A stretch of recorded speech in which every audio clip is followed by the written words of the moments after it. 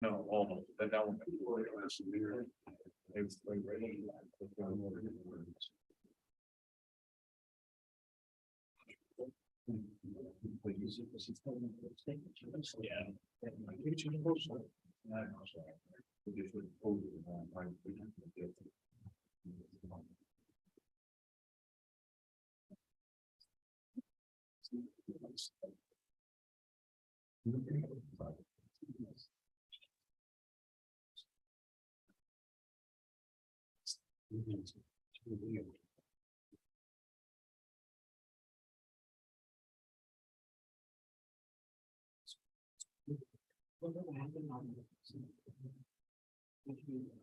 On that development.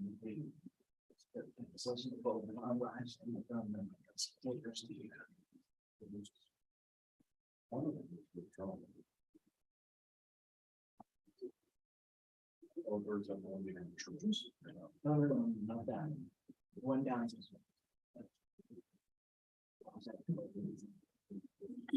So it's for. Building. Yeah. There's one down. Or take it forward about this. Yeah, I think it's awesome. Yeah, right there, okay. Yeah, they all study 2 weeks.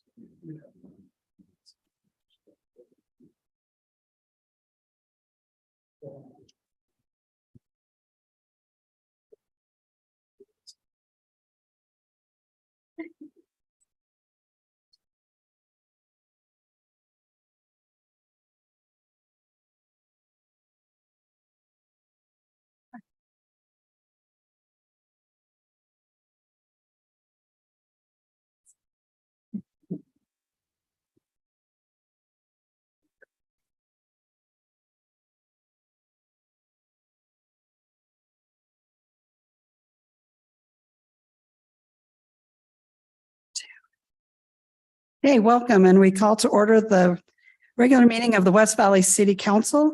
It is December 13th, 2022. It is 6:31 p.m. and we are in the council chambers of West Valley City Hall. We have all members of the council present.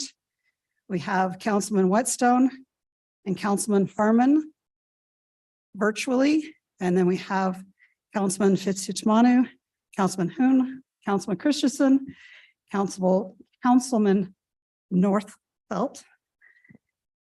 Sorry, I shouldn't have hurried back in. You catch. And myself. We have Mr. Wayne Pyle, our city manager, on virtual, and Miss Kamick at the dais with us, and she's our city recorder. We'll now turn the time to Councilman Hoon for our opening ceremony. Thank you, Mayor. I just want to invite all of you to stand up and do a legend with me. Thank you.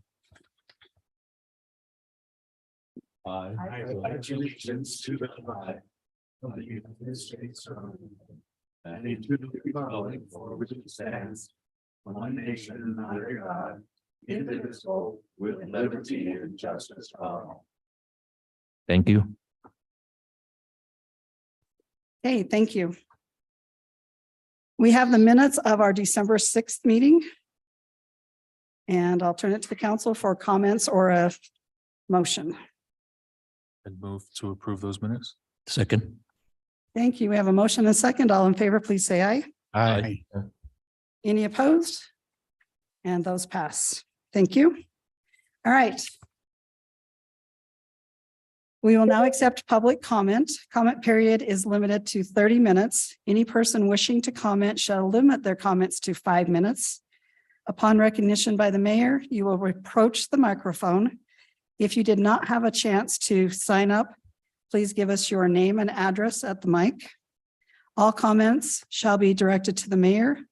No person addressing the city council during the comment period shall be allowed to speak more than once during the comment period. Speakers should not expect any debate with the council, mayor, or staff. They will have a chance to respond in the 30-minute time period. So to go off of our sign-up sheet, speaker 1.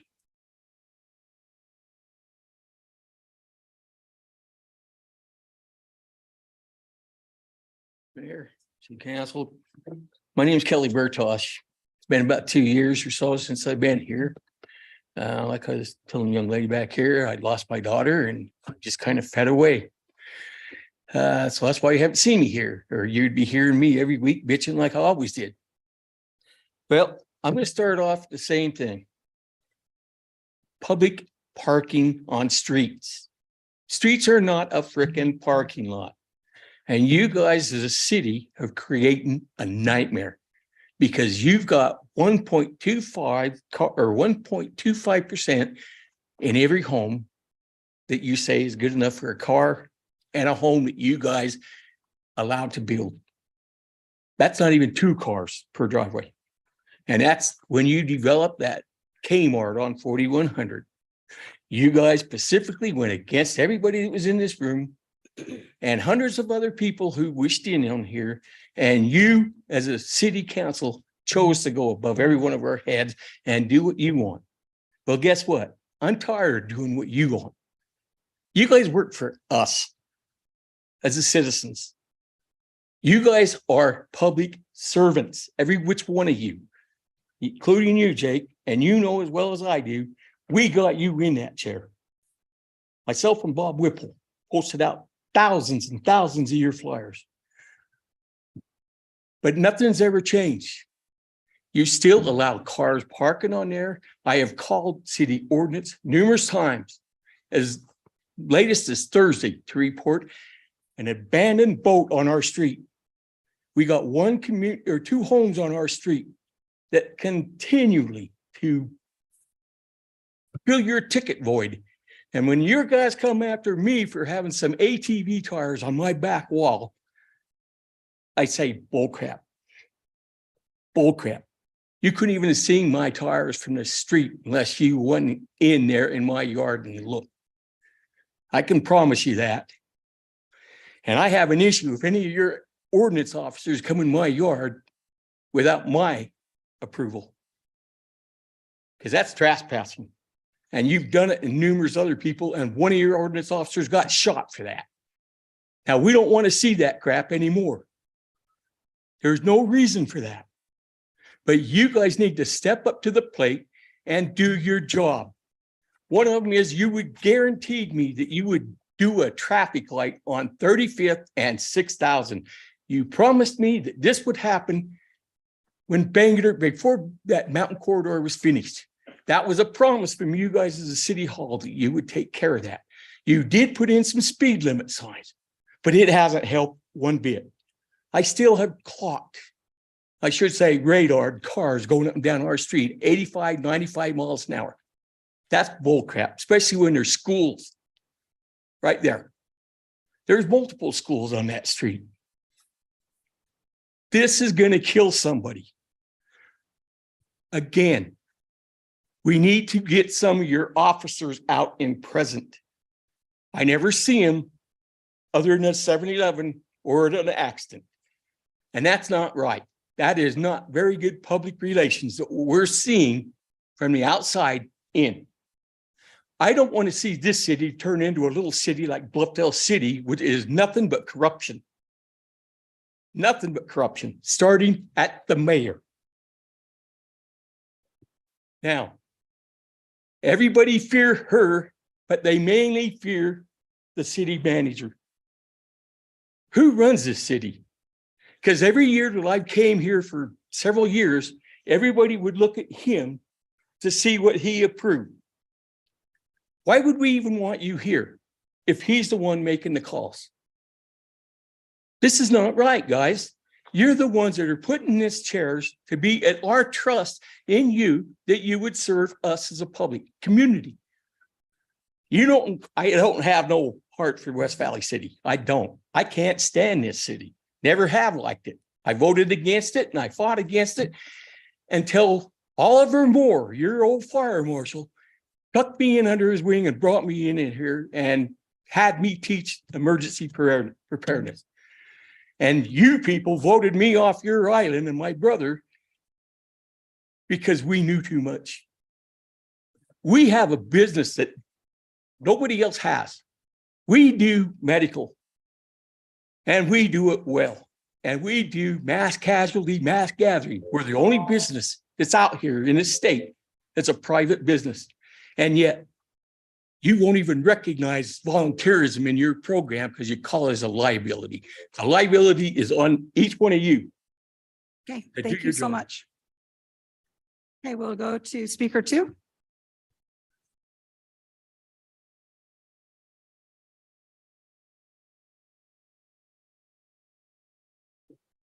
Jim Peacock, good evening, Mayor and Council. I'm going to speak about code enforcement again and the issues on 3865 and 5600. We are going into the second year of this property needing to be abated or taken care of. Now they have a car, like I've been saying for several weeks, that's blocking the sidewalk. This is a sidewalk that's used by many kids that go to Ascent Academy. Something needs to be done. If we use the timelines that Mr. Morris has shown in demonstration, an abatement should have been done already. Moving on to 4100 and 5400, the semi parked on residential property. It's still sitting there.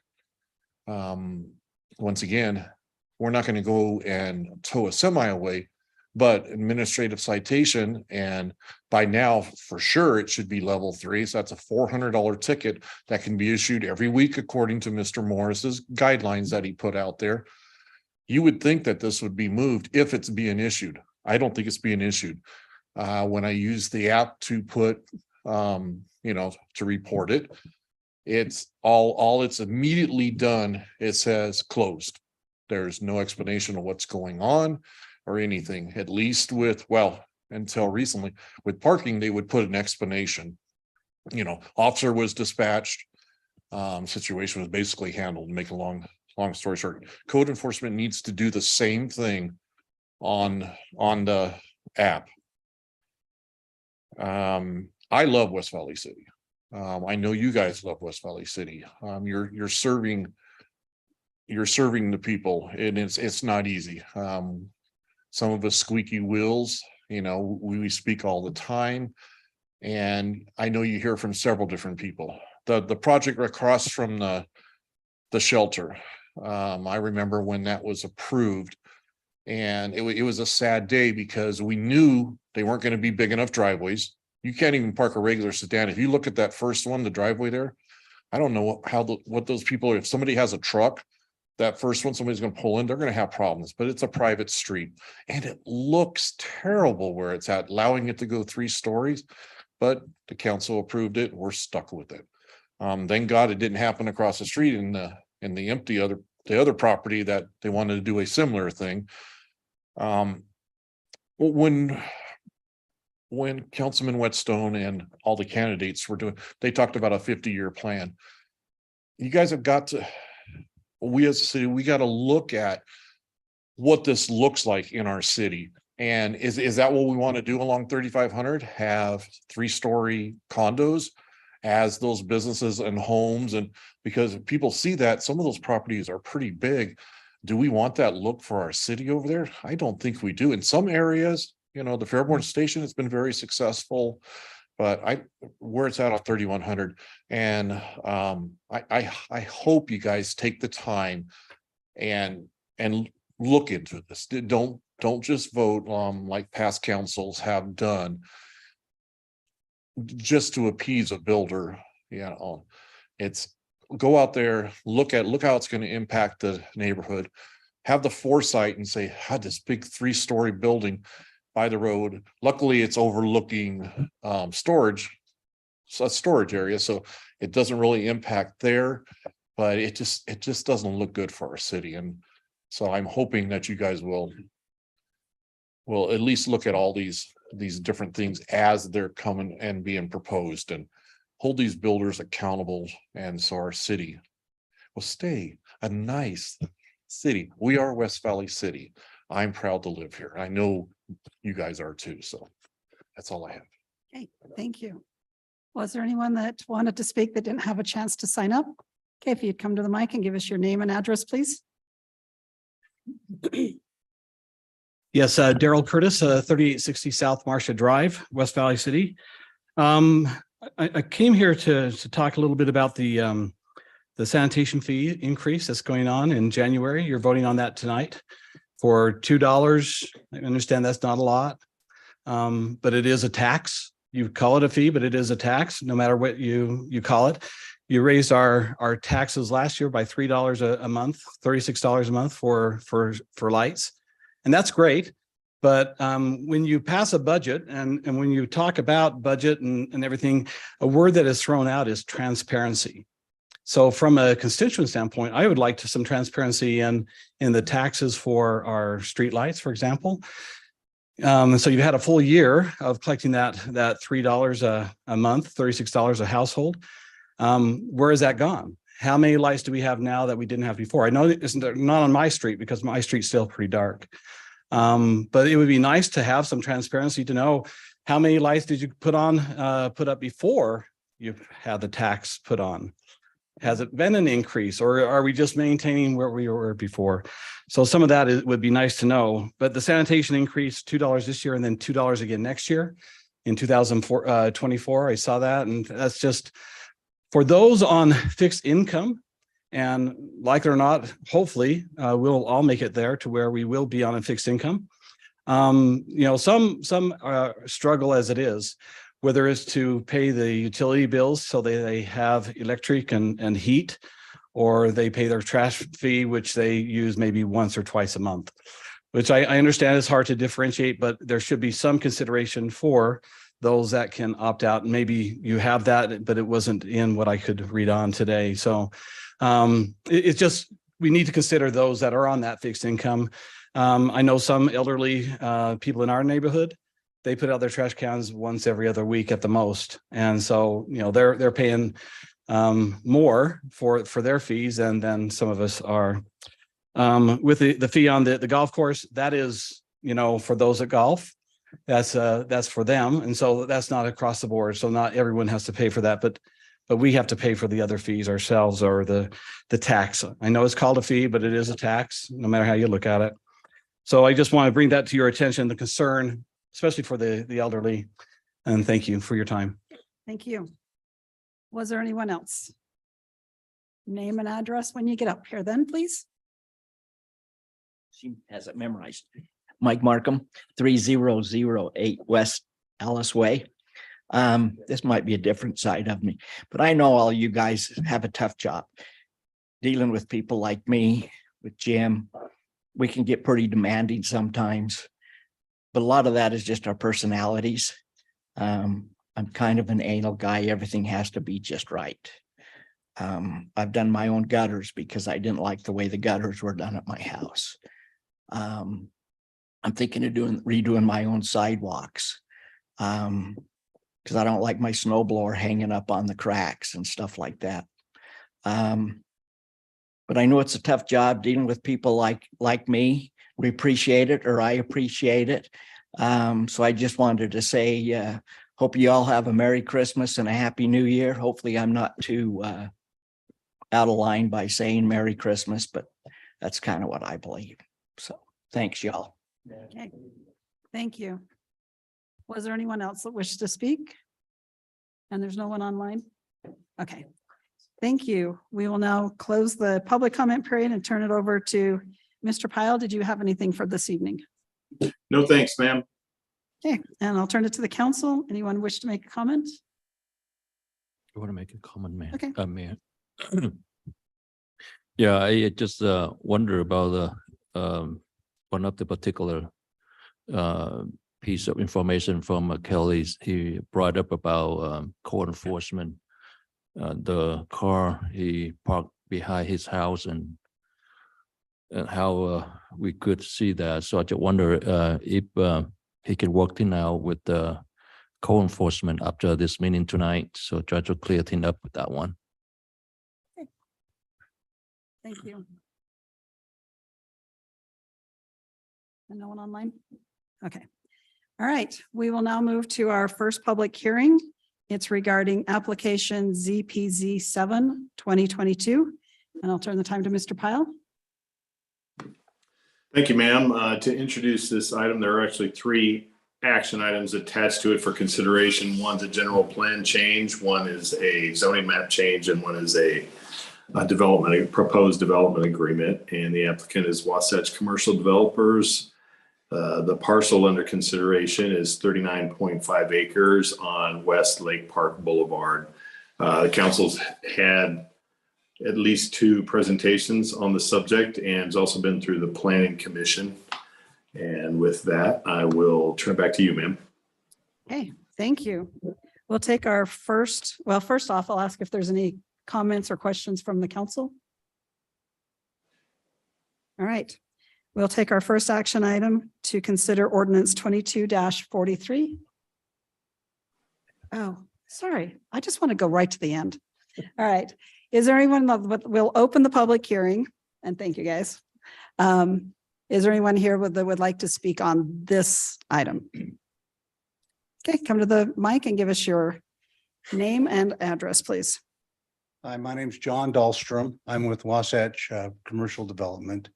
My home address is in Salt Lake City, but we do have a office building right here on this block here in West Valley City. We just need a mailing address in case we need to contact you. Okay, you can, I'll give you my home mailing address, which is 1352 3rd Avenue, Salt Lake City, Utah. Okay, thank you. Okay.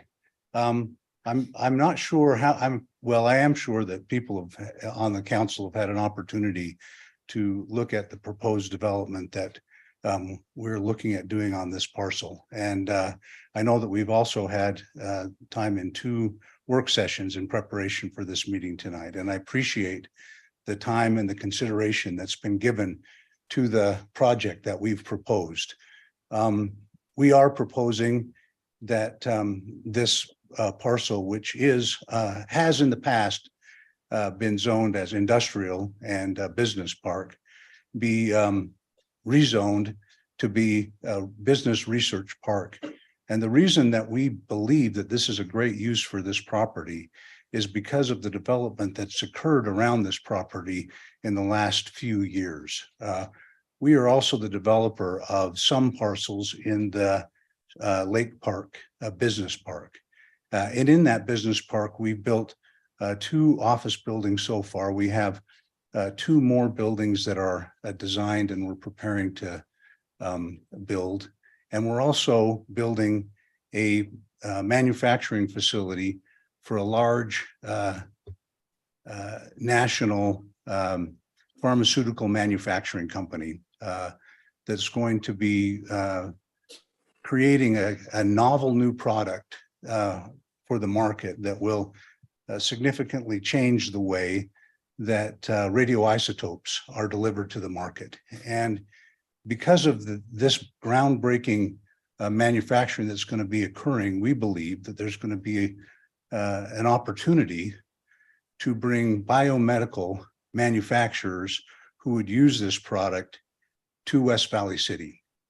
We've also worked with the University of Utah, who is planning a large expansion into the West Valley City area with a new hospital and other uses in this area. And they're very interested in this biomedical sector that we're focusing on in the campus that we're proposing. Our proposal is to build flex space, which means that in this space we'll have research and development, we'll have office, we'll have laboratories, and we'll have some manufacturing and storage space. We are very much aware that the traffic infrastructure in this area has been designed for a mixed use. A large portion of it does go through the research business park and industrial zoning that's in the west part, or pardon me, the east part of the Lake Park area, but there's also a very significant residential and commercial and educational component along these streets as well. We've done a traffic study to look at what the impact of what we're proposing would have on the area. And what we've agreed to do in the development agreement that will be before you today for your consideration is we've agreed to limit the dock doors in this facility to 20% of what you'd see in a normal industrial type of a development. This is really a different kind of thing. It's really not an industrial property. This is a property that's designed to be flexible and to serve a specific purpose, which is more along the lines of, light manufacturing, but really it's about research, development, and creating products that can be delivered and driven in box trucks rather than in large semi trucks. So, when it was suggested that we agree in the development agreement that's being proposed tonight that we limit those, we didn't have a problem with that because we really do feel that this facility is going to be very much in line with what's already occurring in the Lake Park development, in the Lake Park Corporate Center. In fact, a portion of this property is subject to the CCNRs that the declaration that the Lake Park Corporate Center has entered into. So, and we believe that we'll be very much in keeping with the idea that of those CCNRs. Also, with the interest from Nusano and its affiliated pharmaceutical manufacturers and the interest that the University of Utah has in this site, we believe this is a great opportunity for West Valley City to create very good jobs, high-paying jobs that can come into this area, and that the impact of what we're proposing will be a great benefit to the area. We've done some preliminary drawings of the buildings that we think we hope if we can get approval, we can build out there. And we are very much committed to making sure that this is a world-class type facility, that it will be attractive to bring, CEOs and companies from around the world to West Valley City as their Utah home. And we've been very much, when we first met with Nusano Corporation to place their facility, we had a bit of a struggle trying to get it to work in Salt Lake City, and West Valley City opened their arms to us and were very supportive, very helpful, showed us that they really did want this industry in their city. And it's because of the people on the council here and the people in the city government here that we were able to get Nusano to make a commitment to this city. We feel like, there's a lot of great things happening in West Valley City. We think that, the things that we started here with the, the redevelopment of the city center and and some of the things that we have planned that haven't yet been announced by us yet in the future are going to be great things that will really help make West Valley City even a better place. This development that we're proposing, I understand that it is a change from what was envisioned a few years ago when the master plan was put in place. But I think that because of the way things have developed and because of the way the market is in this area, I think that what we're proposing will be a much more valuable and a much better use of the property than what's currently in the master plan for the area. And I don't know if I'm able to take questions, but if anyone has questions, I'm willing to respond. All right. Okay. Thank you for your Thank time. you. Appreciate it. Can I ask maybe Steve Patrick can come to podium and Can we wait until everybody's done from the audience and then we'll have him be the closer? Sure. Okay. Yeah. Was there anyone else that we wish to speak? Hello, Kelly Burchosh again. I'd like to address this. We've already got enough buildings down there that are vacant. Why do we want to build more vacancy?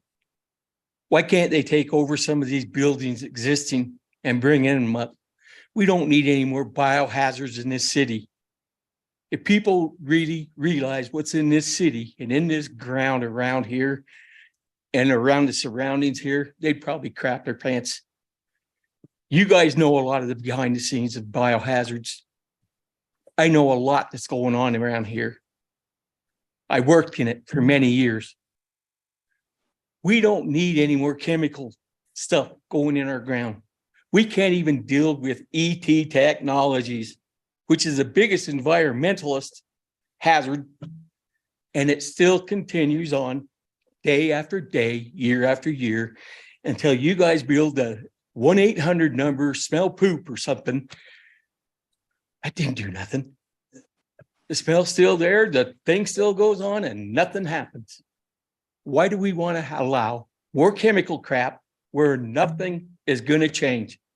You guys are the ones that have to make the changes in the best interest of the city and community. It's not just you few, it's the community.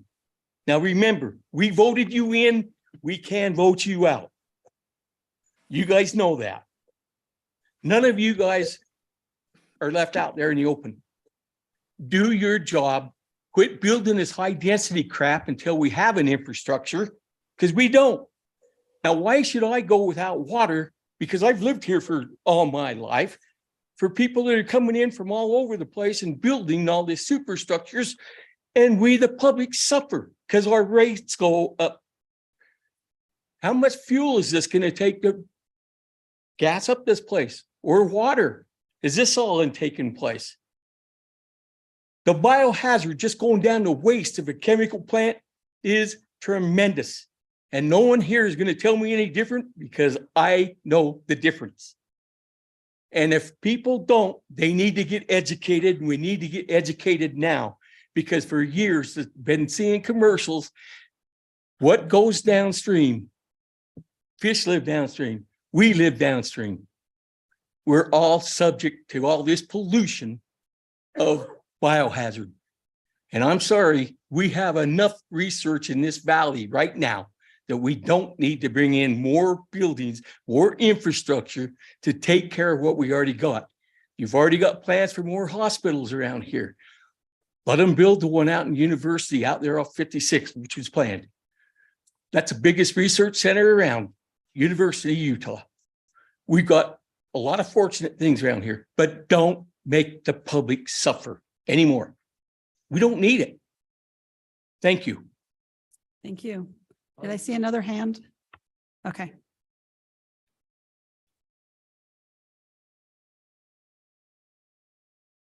Mike Markham. I don't really have a dog in this fight, but one of the things when I sat in on one of the first meetings is you wanted to try to keep this property open for large lots, better houses.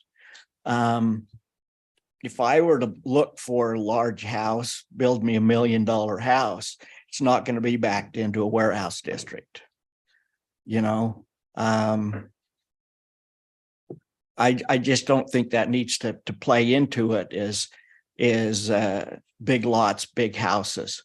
Are we getting that consumer now? Are we getting the big lot, $1.5 million consumers coming into some of our other more pristine areas rather than into a industrial type area? You know, we talk about we don't have a lot of property left for big houses, big lots, but you know, sometimes I have too much time on my hands and driving around, you know, and if you look into some of these older neighborhoods, they've got huge, deep backyards. You know, if there's a way developers for better houses could go in and you could make cul-de-sacs and different things in these older neighborhoods. You look at whatever the new junior high is they're building over there behind McDonald's just off of 35th, Westlake. You know, you look at those houses across from there, they've got huge, giant backyards that go on forever. You know, if a developer could come in and put together a package and buy up some of those older homes there, or enough of the older homes, they could do, the roads to go in and out of there and build the bigger houses there. There's giant backyards as you continue down 3200 kind of where Tom's buddy, they want to build all those houses in the backyards. There's a lot of property back in behind these older subdivisions with giant lots. That's just, weed fields. If we could get in, I know, and I'm not complaining about the weeds because it's behind people's yards and I can't see them. But yeah, but for this lot here to try to set it aside for, mega houses or whatever we want to call them, it looks like that's the golf course down the one side and warehouses and you got, looks like a group of tract homes there. I just don't think that's an area that people are going to be looking at for big homes, big, nice homes. We've got to start showing a lot more interest in those. Maybe we are out towards 5,600 people are building $1.5 million houses, $2 million houses. But, it's probably easy to build $1 million house now when my little Rambler is worth half of that. But yeah, I would take that out of the equation as far as trying to save that property for a big house subdivision. Thanks. Okay, thank you. Was there anyone else that'd like to address this? Mr. Curtis? The only comment I have is supply. Name and address, Oh, please. Daryl Curtis, 3860 South Marcia Drive. Thank you. The only thing that I would say on that is supply and demand. We have a lot of office buildings and complexes that are vacant. A lot with the pandemic, a lot of people are now teleworking and they don't go into the office. I know my office is teleworking like 80% at times. I'm associated with an office in the DC area where the government accountability or the GSA has all these buildings and everyone is teleworking. Up to 2 days of pay period is the only time they have to go in the office. So you have these big office buildings vacant. And so the only concern I have is building more buildings. We have an office building right here next to us here. How much is the occupancy there? It doesn't look like it's very full from my standpoint, from when I drive by. So is it the supply and demand? Is there enough demand to warrant the sacrifice of this land for that? Thank you. Okay, thank you. Was there anyone else that wished to speak? Mayor, we do have someone online. Okay. So we have someone online that would like to speak. Yes, can you hear me? Yes, thank you. Name and Hi, address, please. Mayor, my name is Ken Milne, PO Box 710, Draper, Utah. I'm the developer and builder in Newton Farms. Thanks to yourself, Mayor, and the council and staff, you created what we call the RE zone. Our subdivision, we feel is done really well. We're at the end of our subdivision. I think larger parcels like this would be best suited for the RE zone. Smaller infield parcels don't tend to work as well. I actually looked at this piece personally for the last 3 years, had made 4 offers on it to SLR. Even their asking price, which was rejected. And I understand that it goes to not necessarily the highest bidder, but I was a little surprised that an industrial project would be a consideration in Highbury Estates. My perspective would be a residential estate sitting on a golf course. There's no better combination for a residential estate subdivision. And to put industrial there would be, I think that would be a negative for that area. I feel that the industrial that's on the north side, there's enough of a buffer there that created for the project that we had in mind to be able to build higher end residential estate homes on this parcel. The amenities are so good. The infrastructure is exactly what it needs. To be able to walk to 5600 West from your home, the infrastructure that's there, the amenities that are there, makes it a perfect setup for that. I don't see how you add more industrial there would be a benefit to that neighborhood. I would be surprised if industrial went there. I feel that really, if you could get a residential estate subdivision there, I think it'd be best suited for this piece. It's hard to find large pieces like this because with Newton Farms, it was 31 acres, and we kind of carved out that acreage there, and we built around that. So we kind of, we built the subdivision so people would come to that, so they could see an established neighborhood and what it felt like. And you could do the same with this piece, but it's very difficult to do that with 2 acres or 3 acres. But if you got 30 acres plus, it's very easy to do that. But that's just my thoughts on it. And I just wanted to let you know how I felt about that. Thank you. Okay, thank you for your comments. All right, seeing no one else that wished to speak, we will close the public hearing portion of this meeting. And I'll turn it to the council for any comments. Oh, did you want? So let's have staff come up real quick before we get into our discussion. Mr. Hune would like a question answered by Mr. Pastrick.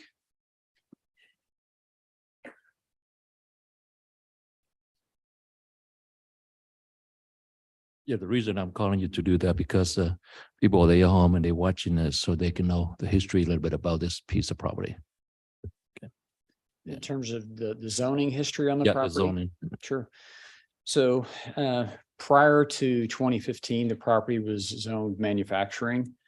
And it was in 2015 that the council looked citywide for properties that could be targeted for this RE zone or residential estate zone. And so it was in 2015 that the property was changed to agricultural and meant to be more of a holding zone, if you will. And so it's been zoned agricultural since 2015. And in that time, have you had any builders want to build large estates on that property? We never received an application for that. We did have some developers, like Mr. Mill mentioned, that expressed interest, but never anyone that actually applied to change the zoning on the property. So in a decade, we haven't had that much movement on that property at all. A few interested, but other than that, that's about it. Thank you. Is that Ivy Homes also? Ivory was another one. Okay.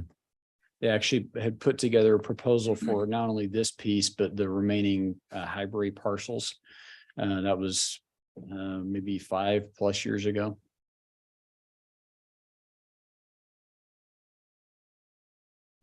Thank you. Thank you. Okay, I'll now turn it to the council for discussion or a motion. I'd like to say something as I've looked at this over the weeks and looked at the property and everything else. I haven't, as was pointed out, we haven't had a lot of movement on that property, and it isn't being developed as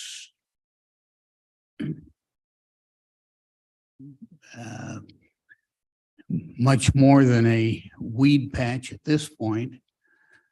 And so I don't see a real pressing reason to hold on to it when there is a developer that can develop it and bring business and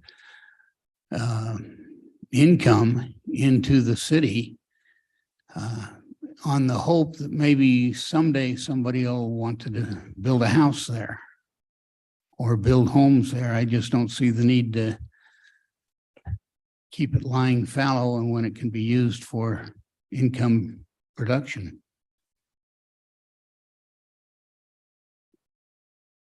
So for me personally, I remember when we gave up density on other parcels for this to be one big package. And we set this aside for the larger homes.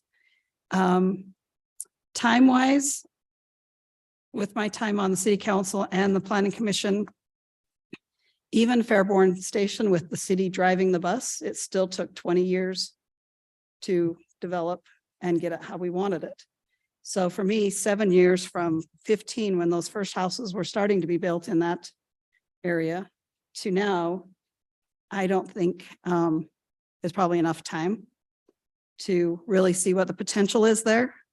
So that's my thought. I know with us driving it, we didn't get it that fast down here, so I'm not expecting private developers to do it a whole lot faster. I think the applicant has a compelling proposal. I'm not necessarily opposed to the development itself, but if I have to choose, in consultation with our community members, between housing or business park purposes, I'm more inclined to vote for maintaining it residential. I, excuse me, I think I supporting Mayor and Jake here too. We don't have that much land here in our city. It's only 5% left over. And I think it's a good piece of property for residential. They continue to do that. You know, it's the golf courts are right there and the perfect spot for residential. Yeah, I add my voice that this company that's proposing this has a great idea. I think that this would be a great addition to our city. But I'm in favor of keeping that plot as residential estates. And Mr. Milne's comments were just added to that there is someone who wants to put them there and believes that would be an effective location for that. That was good to hear, because that's the way I was leaning as well. Okay, so we have Councilman Harmon. Are you finished? Okay, I just didn't want him to leave, so we'll turn the time to Councilman Harmon. Yeah, I just wanted to add, I think I agree with most of the council's comments, that there's other parcels right in that area across the street and down by Monticello that are also zoned, or they're master planned residential. And so if we made this change now, it could cascade into other areas of Lake Park. And so I'm hopeful that we can maintain this general plan of residential for this area and for the other areas of Lake Park on the west side of Lake Park where those roundabouts are. I think I went back and read some minutes from planning meetings, commission meetings from over 10 years ago, and they all stated that it would be residential east of Highbury to kind of, and that the high density in Highbury would be a buffer between the commercial and this residential to the east. So I think they had a pretty good plan going forth, and I like the comment that the golf course, some estate properties by the golf course would be really nice. And if it was in my district, maybe I'd move, but that's all I've got. Okay, thank you. I'd like to make a motion that we deny ordinance 22-43. Second. Okay, we have a motion and a second. Ms. Kamic? Councilman Fitzie Umanu. Aye. Councilman Whitstone, Yes. Councilman Harmon, Yes. Councilman Hune, Aye. Councilman Christensen, No, Councilman Nordfelt, Yes. Mayor Ling. Yes. Motion for denial, or motion passes unanimously. Okay, thank you. not unanimous, Majority. By majority. Okay. We're all having a night. Okay, we will now, I'll turn it to the council for ordinance 22-44, which was to amend the zoning map change. I move that we deny ordinance 22-44. Second. Okay, we have a motion and a second. Ms. Kamic? Councilman Fitzie Umanu. Aye. Councilman Whitstone, Yes. Councilman Harmon, Yes. Councilman Hune, Aye. Councilman Christensen, No, Councilman Nordfelt, Yes. and Mayor Ling. Yes. Motion passes by majority. Okay, and our final resolution is 22-157, which is a development agreement with Wasatch Commercial. I move that we deny resolution 22-157. Second. Okay, we have a motion and a second. Ms. Kamic? Councilman Fitzie Umanu. Aye. Councilman Whitstone, Yes. Councilman Harmon, Yes. Councilman Hune, Yes. Councilman Christensen, no, Councilman Nordfelt, Yes. Mayor Ling. Yes. Motion passes by majority. Okay, thank you so much. All right, we'll now go to our next public hearing, sorry. And it is to accept public comment on our JAG grant. And Mr. Pyle, did you want to introduce that?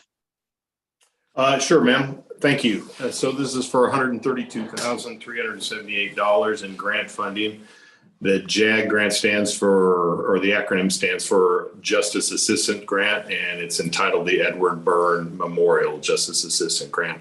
We use this money each year for things like equipment, funding, training, and are approved through the process. So the process of this grant, which is a little unusual, does require a public hearing for public input. Okay, thank you. We'll now open the public hearing portion of this application. Is there anyone that would like to speak to it? Okay, seeing none and online, so we will close the public comment period. And our action item is resolution 22-160, and I'll turn it to the council for comments or a motion. Move to approve resolution 22-160. Second. Thank you. We have a motion and a second. Ms. Kamic. Councilman Nordfelt, Yes. Councilman Christensen, Yes. Councilman Hune, Aye. Councilman Harmon, Yes. Councilman Whitstone, Yes. Councilman Fitzie Umanu. Aye. And Mayor Ling. Yes. Motion passes unanimously. Okay, thank you. We'll now go to our ordinances. We have ordinance 22-45, and I'll turn that over to Mr. Pyle. Thank you, ma'am. On the consolidated fee schedule, we're proposing to increase the golf club player pass fee. This is an annual fee that was $199.95 and would be increased to $249.95 annually. The other discounted fees that are associated with the players pass, carts, green fees, guest fees will not change. Okay, thank you.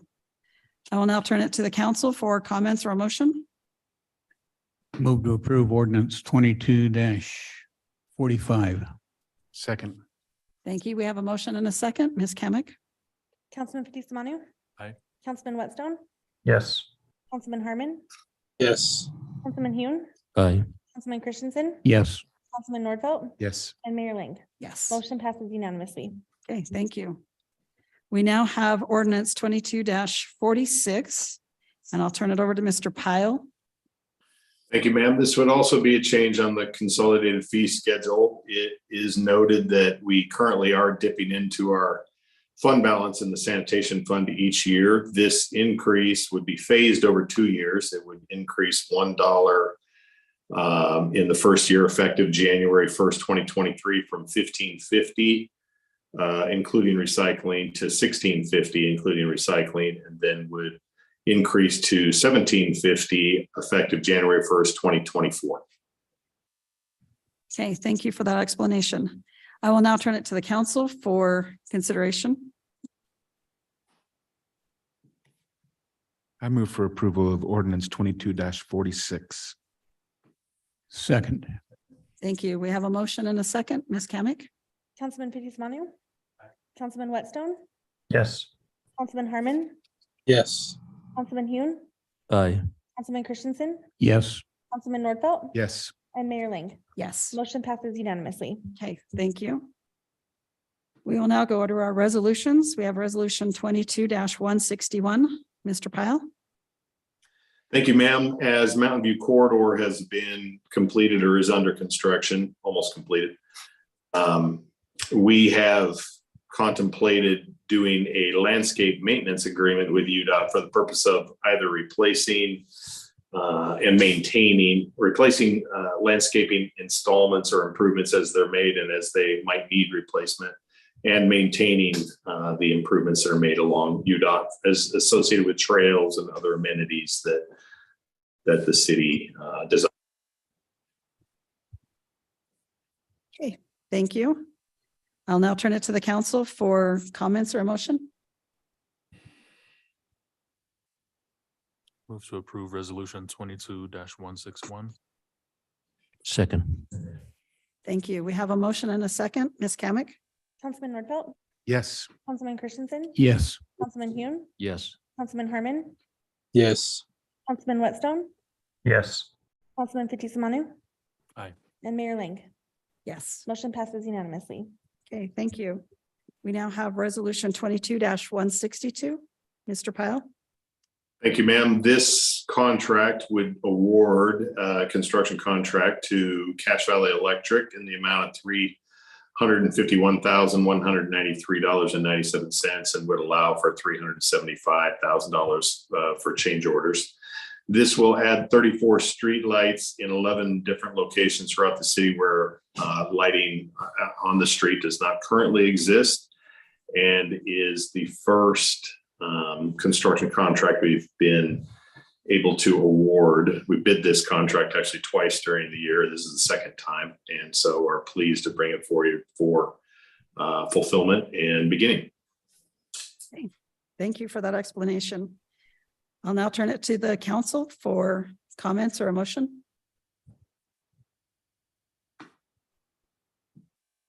Move to approve resolution 22-162.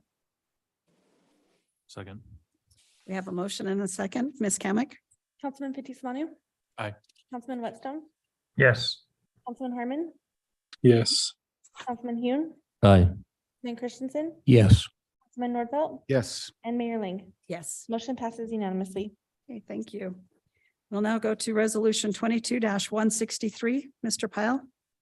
Thank you, ma'am. In the ever-changing environment of trying to maintain security over our information technology infrastructure, we make changes and improvements from time to time. And in this, we are proposing to purchase contract services in the form of software and maintenance from Adlumin.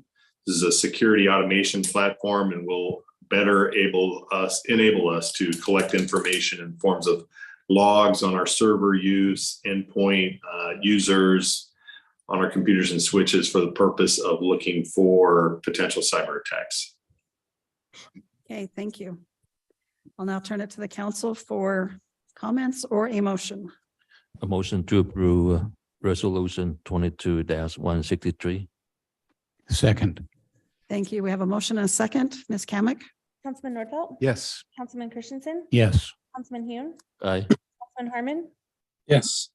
Councilman Whitstone, Yes. Councilman Fitzie Umanu. Aye. And Mayor Ling. Yes. Motion passes unanimously. Okay, thank you. We'll now move on to our new business and consider application PUD 2-2022. Mr. Pyle. Thank you, ma'am. This is a final plat approval at 2876 South, 5655 West for the Bond Townhome Project, 64 units on 5 acres. Okay, thank you. I'll now turn it to the council for comments or a motion. I move for approval of application PUD 2-2022. Second. Thank you. We have a motion and a second. Ms. Kamic. Councilman Fitzie Umanu. Aye. Councilman Whitstone, Yes. Councilman Harmon, Yes. Councilman Hune, Aye. Councilman Christensen, Yes. Councilman Nordfelt, Yes. and Mayor Ling. Yes. Motion passes unanimously. Okay, thank you. Oh, thank you. So right now, our next motion or our next item would be a closed session, and we do not have a necessary for that. Our next meeting will be January 3rd. So enjoy the holidays, and we appreciate you coming out tonight, and your comments are taken in. We now have just one more action item. Motion to adjourn. All in favor, please say aye, Aye. and we are adjourned. Thank you so much.